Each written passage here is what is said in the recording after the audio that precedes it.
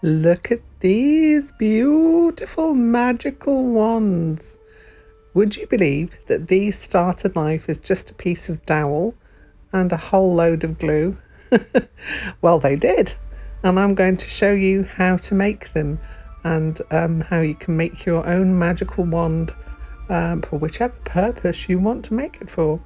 These are made for a Harry Potter activities week. You need some dowel or chopsticks. They work really well. You'll need a glue gun and you'll need a supply of glue sticks to feed your glue gun with. You'll need some paint, acrylic paint in different colours to paint your wand, and maybe some wooden beads or other things that you'd like to add in, such as string or feathers, etc. Okay, so first thing you need is your wooden dowel. You need to have heated up your glue gun so that you can then apply the glue to your dowel. You can do whichever patterns you like, and you can also build up the glue in layers. I suggest you don't try and make it too thick to start off with, otherwise it takes a very long time to cool down. And with this one, I realised that it may be a little too thick, but what I wanted to do was add some rings around it, which I'm doing here. You can add any patterns that you like. You can, as I say, build it up. You can wait until the glue has slightly cooled. Obviously you don't put your fingers in it when it is crystal clear, because that is when it is at its hottest point. So you have to wait until it goes slightly opaque, and then you can mould it slightly. And I suggest you use one of the finger protectors if you are going to do that. Otherwise, just carry on and add in as much glue as you'd like to decorate your wand. You can roll things into it like beads and things, but just to keep it simple, we're working with glue today. So if you ever want to make some in the future, you can add lots and lots of other things in to your design, such as wire or string or wooden beads that you could put onto the end, and I might even show you one of those a little later on.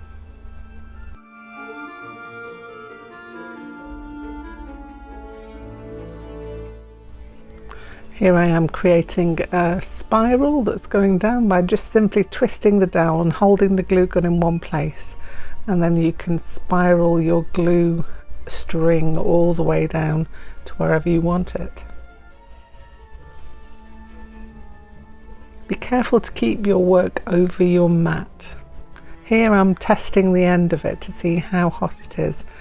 I don't suggest you do this. This is something that I do because I kind of realised that it was going to be a little cooler. But please don't do this unless you're absolutely sure that it has cooled. And the way that you do that is the colour of your glue will change from more see-through, and it goes to slightly opaque, like the colour of the glue stick when it goes in. When it's really hot, it's kind of crystal clear.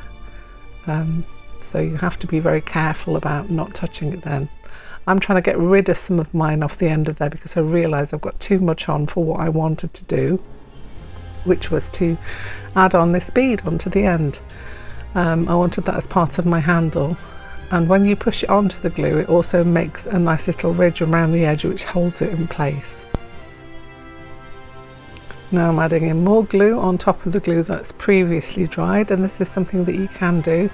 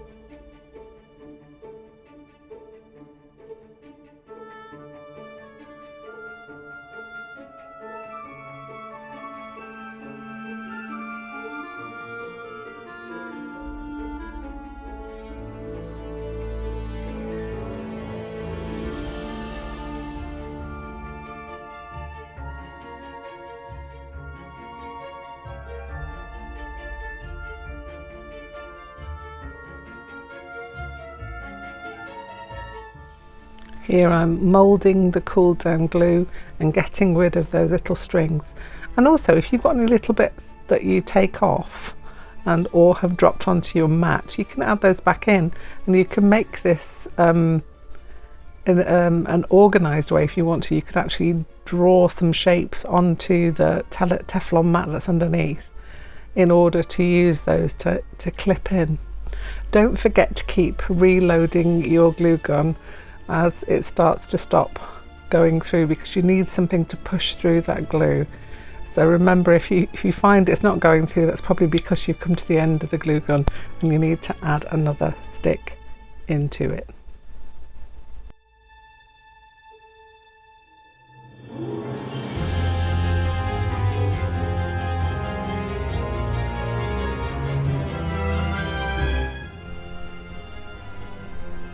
Okay, so now we're going to paint up our wands. They've cooled down and we can add some paint onto them. I've got some acrylic paint here in the colours of black and a very dark brown and also some gold. We've got some silver and other colours as well, so we've got like a bronze, so you can play around with those. Remember, when you're using the paint, don't take out too much at once.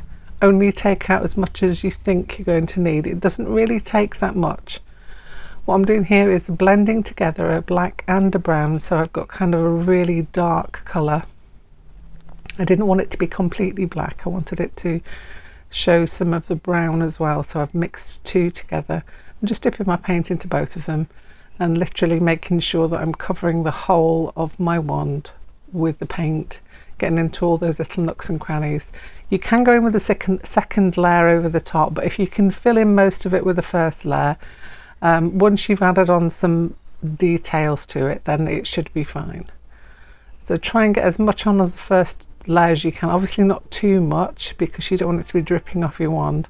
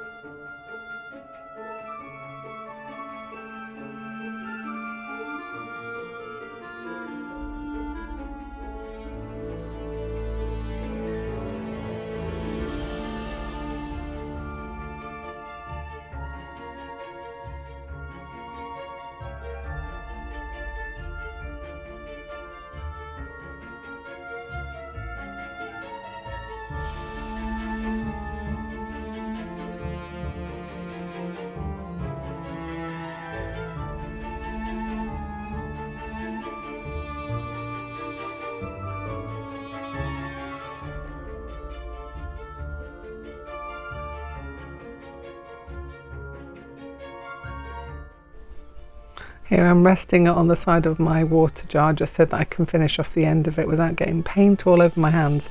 If you do get paint on your hands, don't worry, use a baby wipe.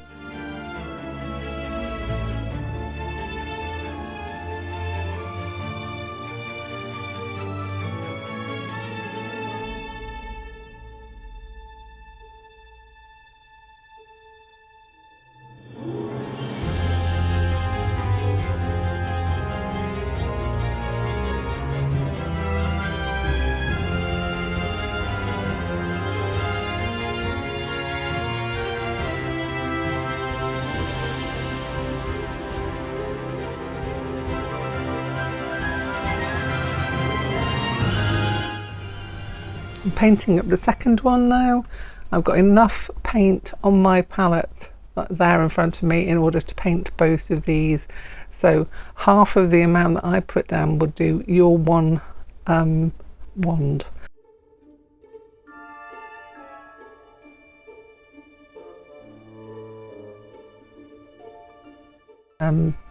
This one's got little marbles embedded into it, so I'm working around those. And it makes it a little bit more fiddly, but it also gives a good effect at the end because they kind of look a little bit like eyeballs. So yeah, making sure I got a nice base layer down, and then I will leave this one to dry with the other one as well.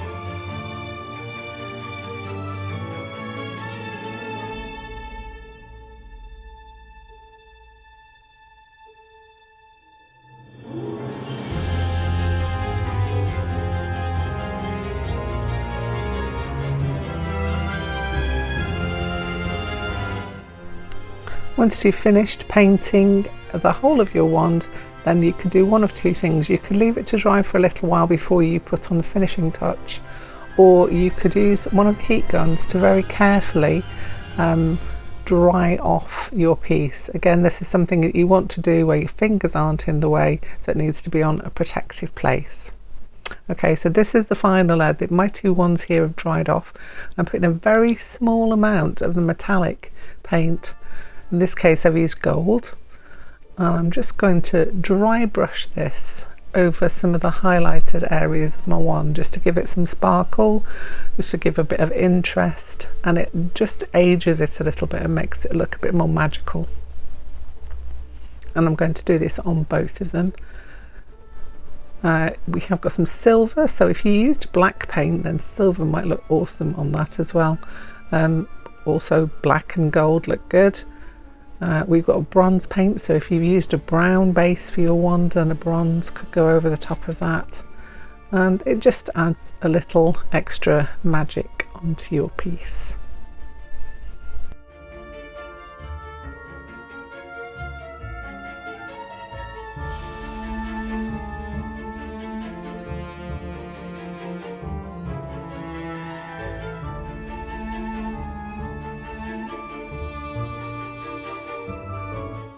Again, you can leave this to dry or heat gun it in order to make it dry and ready for you to take away with you.